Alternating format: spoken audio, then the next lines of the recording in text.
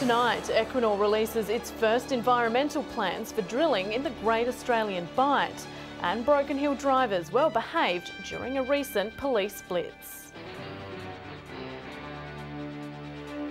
From our 7 Spencer Golf Studios, your nightly news with Casey Treelaw begins now.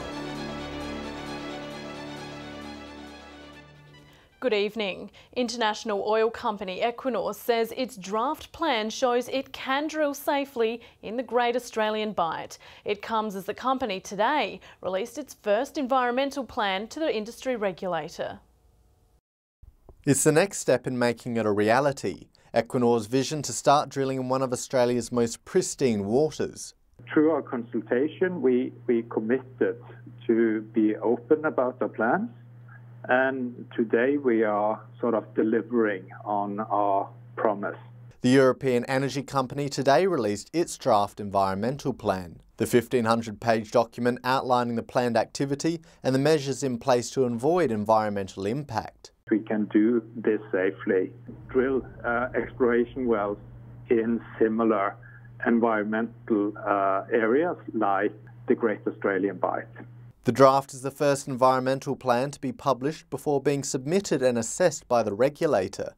Organisers say they wanted to hear the thoughts from the community first. To have the public hearing for 30 days, we will evaluate the comments and then submit final environmental plan to NOPSEMA.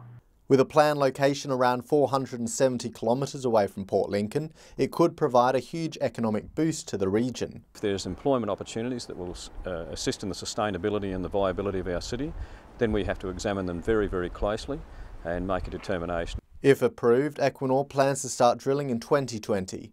Nathan Regter, 7 Spencer Golf News.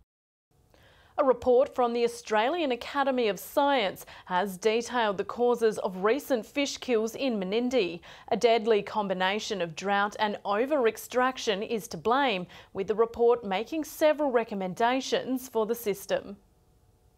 Another major report on a massive environmental disaster. The Australian Academy of Science was approached by Labor leader Bill Shorten in the wake of the January fish kill in Menindee. He was after an independent assessment of hundreds of thousands of fish deaths, the cause and solution. After visiting the region, meeting locals and conducting research, their findings have been released. The immediate cause of the fish deaths was a process called stratification. The lower layer of water is oxygen depleted, and that results in basically suffocation of the fish.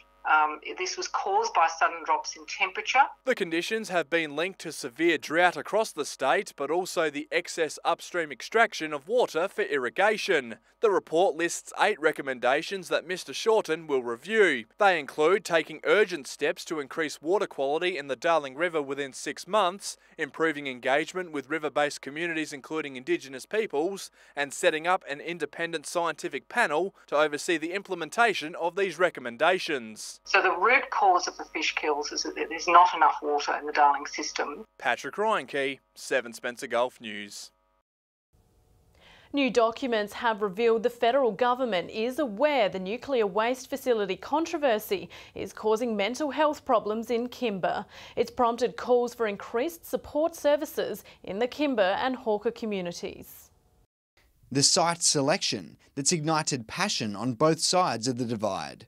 We say no, the waste dump has to go! But a new report by the federal government has detailed the emotional toll it's taking on local community. One of the problems that this document reveals is that there are mental health issues developing at Kimber. They also note a strong community divide on the position of the issue, with 57.4% showing support, while 42.6% were opposed. Senator Rex Patrick acquired the documents through a Freedom of Information request, and the split has seen locals boycott businesses with varying views. There's no doubt in my mind, having visited Kimber, that there is considerable angst in the community. Local doctors in Hawker say they're also experiencing similar stories. Some people have lost friendships or have strained family relationships because of the proposal. They say if more health services were offered, the problems could be addressed. I feel that if a service was independent of the department, then people both pro and anti-dump would have benefited. In a statement, The Department for Innovation and Science said anyone experiencing concerns about their health should refer to the Kimber Mental Health and Wellbeing Group. Rex Patrick says the government has been reluctant to provide additional mental health services, with the senator to raise the issue in Parliament this week. The fact that they know that there are mental health issues at Kimber means that they need to at least have taken some action. Garth Burley, 7 Spencer Gulf News. A terrifying interaction between a photographer and a shark has been captured on camera. Luke Thom, who was on top of a cage at the Neptune Islands, captured the moment a great white shark lunges out of the water. The photographer dangling his camera off the side of the cage to take the picture, capturing the moment the shark bites down on the metal. Waters around the Neptune Islands are a popular shark sighting spot. Male great whites inhabit the area all year round, growing up to 5 metres long. Port Adelaide firm Maritime Constructions will build the new Whyalla jetty. The structure, which features a loop in the middle, will replace the current jetty. Maritime Construction will begin work in April, with it expected to be open by January next year. CEO Chris Cowley says the company has committed to using local materials and workers. In excess of $2.5 million direct local materials used, and we believe that 30% of their workforce will actually be direct Whyalla locals. The final cost will be $6.5 million, which is higher than originally estimated. Mr. Cowley says that cost won't have an impact on rates. Port Augusta's 148-year-old Westside jetty has been closed to the public after marine engineers deemed the structure unsafe. The news has prompted uproar from the community, who have started a petition online to save it. Just weeks after the demolition of the Eastside jetty, it wasn't the phone call Mayor Brett Bembo wanted to hear. Well, I received a phone call Friday afternoon advising it through an engineering report we needed to close the Westside jetty, which is very disappointing. Marine engineers compiling a report on the wharf also assessed the jetty on the other side of town and found splitting, rotting and section loss to much of the timber, which has impacted the stability of the structure. And we don't want anyone to get hurt, we want to keep it safe. Upgrades to the jetty took place in the early 2000s, with cement replacing some of the older pylons. Often used for recreational fishing and swimming, the 148-year-old structure has now been closed to the public for the immediate future. The closure has sparked outrage online and has prompted the circulation of an online petition aiming to save both the wharf and the jetty, amassing nearly 1,000 signatures. I want to work hard with the community and make sure that we try to put back in place what we can. An extensive report is expected to be prepared for Council within a week. So now we need to work forward from that, get a full report on that, see what the costings are to get the work done. Garth Burley, 7 Spencer Gulf News. Still to come tonight, Broken Hill driver behaviour gets the tick of approval from police, and Whyalla kids meet their heroes at the Port Adelaide Community Camp. Hello again. Broken Hill police say drivers in the Far West were well behaved during a statewide drunk driving operation at the weekend. Just one motorist tested positive for alcohol in the region from 1,000 random breath tests. A quiet weekend for Barrier Police. Operation Drink Drive 1 was a 3-day campaign targeting drink drivers. There was a heightened police presence on our roads, targeting lesser trafficked areas. 200,000 statewide, 200,000 tests, which is up from only 160,000 tests last year. But happily only 259 drink drivers detected this year, which is still too many, but 2018 there was 417 positive tests for the same periods. Officers conducted over 1,000 breath tests in the region. Only one drink driver was caught, a Broken Hill man driving in the mid-range. Apart from that, 40 infringements we issued for seatbelts, speeds and related offences like that, but only the one positive drink drive, and that was quite positive. The worst case police witnessed over the weekend didn't come from drink drivers. Officers stopped a woman in Baronga, south of Broken Hill, to find she had 8 unrestrained passengers in her van. The potential there, it's a recipe for disaster. If something had gone wrong and that vehicle rolls over or something, 8 people, it cost her $1,400 as an infringement on the spot and 6 demerit points, quite rightly. Overall, police say it's good to see most are making the right decisions behind the wheel. Patrick Royenke, 7 Spencer Gulf News. Port Adelaide are on their way home after a 2-day community camp on the Eyre Peninsula. The next generation were put through their paces by Power Stars last night at a coaching clinic in Whyalla.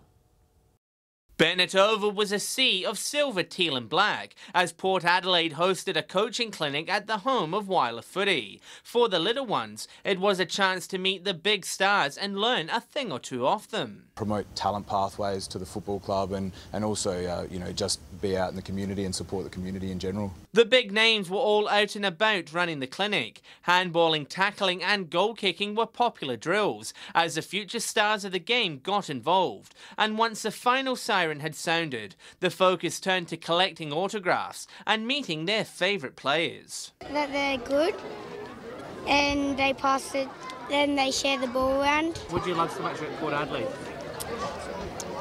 Because they're better than the Crows. Who's your favourite player? Ollie. A shoulder injury didn't stop Ollie Wines being in the thick of the action. The boy from Yachuka in country Victoria says days like this remind him of his own childhood. When an AFL team came to town, it was pretty cool. So to be now giving back and be that team going to a town is pretty special. And with the season just around the corner, he says the focus will now turn to making up for last year. We had a poor finish to last year and we're ready to have a bit of redemption for that, so we crank up pre-season games now. John Hunt, 7 Spencer Gulf News. Regional Port Adelaide visits continued with new recruit Connor Rosie returning to his roots in Port Augusta.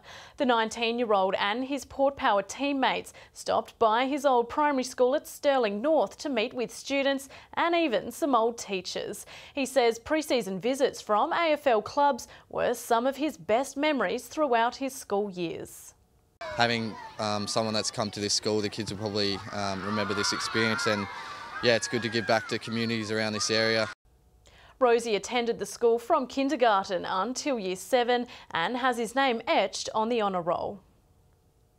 Port Pirie is being put on the map thanks to a pair's love for cooking. Local teacher Lynn Elborn and hairdresser Sal Caputo have put their skills to the test in the 10th anniversary season of My Kitchen Rules.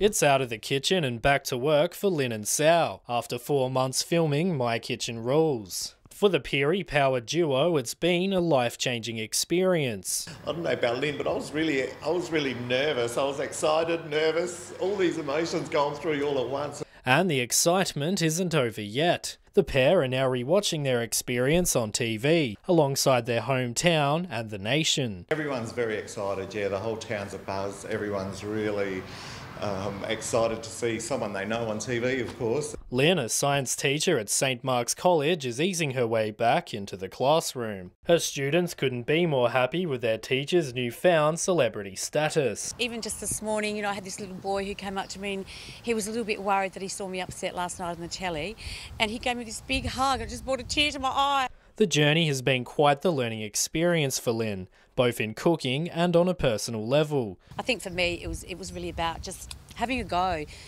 pushing myself beyond perhaps what I would normally do. For Sal, getting an answer wasn't quite that easy. He'd prefer the story to tell itself, when Port Pirie's My Kitchen Rules episode plays tonight on 7. There were a few big moments on the show for us, some of which we can't speak of yet, because, you got to wait and find out. Dominic Beaton, 7 Spencer Gulf News.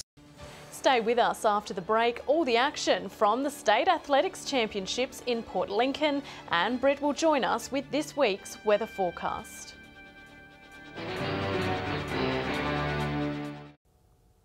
Welcome back. The Little Athletics Country Championships was held in Port Lincoln on the weekend. Sporting groups from across the Eyre Peninsula travelling to compete in a test of both strength and endurance.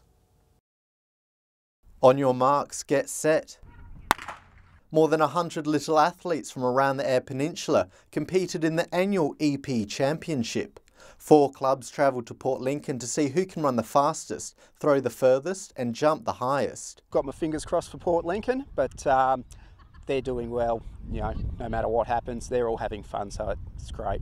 The games are helping to bring the community together. Having a competition against other athletes pushes them to perform their best. It gives them a bit of practice and experience for if they do go to Adelaide for things like state titles, personal best classics, things like that. I don't know, there's so many more people. Even though I'm the only one in my age group, there's heaps of other people to compete against. Even the Tiny Tots had a crack at competing with a special circuit set up in the Oval. The day saw some great performances, with some winning gold and beating their personal best. Got a PB for high jump, but not sure about 400. I'm second in the javelin and I won the 400. At the end of the day, a successful one for the Port Lincoln team, with the home side winning the championship. A few records being broken and so forth, so fingers crossed, you know, the kids keep it up and you never know, you might see a future Olympian. Nathan Regter, 7 Spencer Golf News. And time to take a look at this week's weather with Britt. Thanks, Casey. It's been a partly cloudy day across most regions. Port Augusta with a top of 27 degrees, Whyalla 24, Port Lincoln 23, Broken Hill 28, Port Pirie 27 and Adelaide 23. To the clouds now, and a low pressure trough triggered some low-level cloud across our region. Looking at the Gulf waters for tomorrow, southwesterly to southeasterly winds at 15 to 20 knots, seas at 1.5 metres. And we're looking at a mostly sunny day. Port Augusta 29, Whyalla 25 tomorrow, Port Lincoln 23, Coffin Bay 20, Woodner 29, Corn and Broken Hill also with a top of 29, Port Pirie 28, Clare and Cleve both 25, Kadina 26. Looking through the week now, warming up by the weekend. Port Lincoln mostly fine with temperatures in the mid to late 20s. Slightly warmer conditions for Cleve. Woodner sunny through the week, set to heat back up to 37 degrees by Saturday.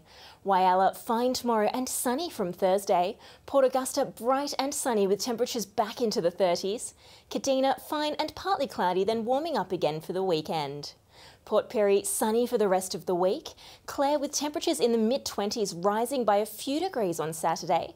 And looking fine for Broken Hill with temperatures in the mid-30s.